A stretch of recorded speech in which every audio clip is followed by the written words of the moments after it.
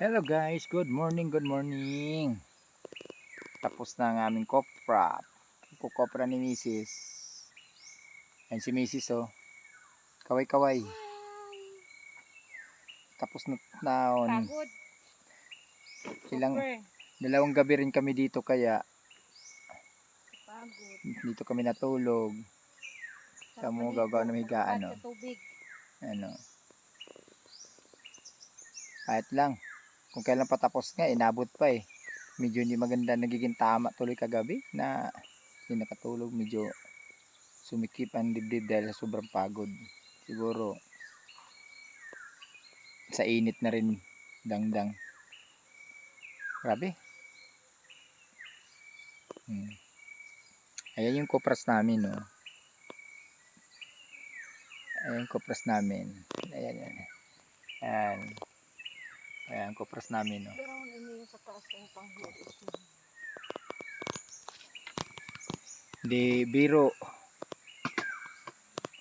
Di biro maghanap buhay sa ano.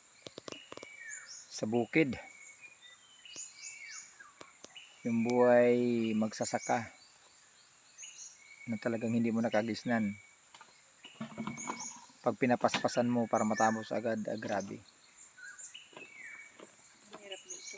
Hirap talaga.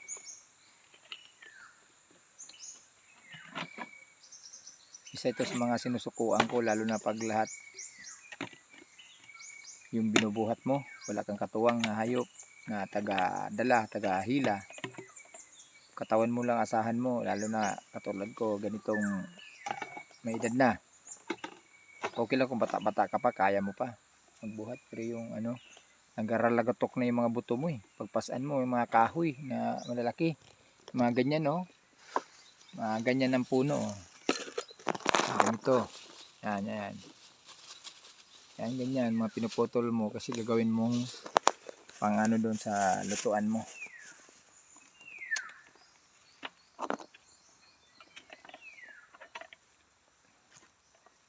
Pero okay lang, kahit ermitanyo na, pogi pa rin, diba? Kahit ermitanyo na, pogi pa rin.